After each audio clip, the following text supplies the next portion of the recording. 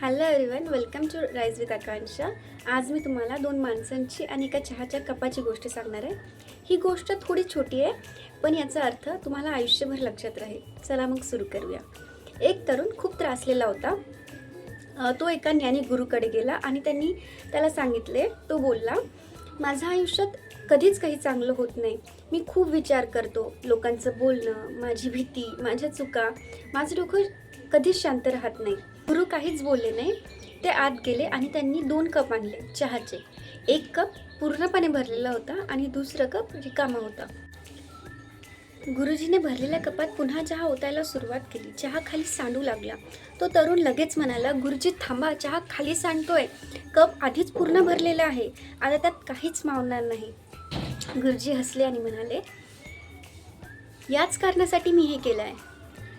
तो तरुण विचारात पडला. तेव्हा गुरुजी बोलले, तुझं मनही या कपासारखं पूर्ण भरलेलं आहे.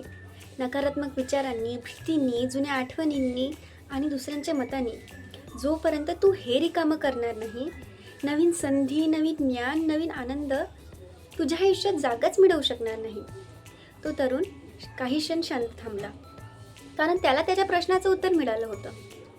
तुम्हाला माहिती आहे, आपण सगळेच ना कधी या भरलेल्या कपासारखे असतो. नवीन सुरुवात करायची असते, पण जुन्या अपयशाची भीती असते. नवीन लोकांना भेटायचं असते, पण जुन्या अनुभवाची भीती असते. नवीन स्वप्न बघायचे असते, पण स्वतःच विश्वास नसते. कधी आयुष्य बदलवण्यासाठी, नवीन काही मिळवण्यासाठी जुन्या गोष्टी सोडणं जास्त गरजेचं असते. To learn something new, you must first empty your cup. आज स्वतःलाच एक प्रश्न विचारा, अशी कुठली गोष्ट आहे जी मला पुढे जाऊ देत नाही आहे? आणि जर उत्तर मिळालं तर आजच ती सोडण्याची सुरुवात करा.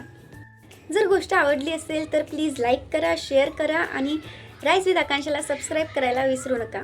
Thank you so much for watching. See you in the next video.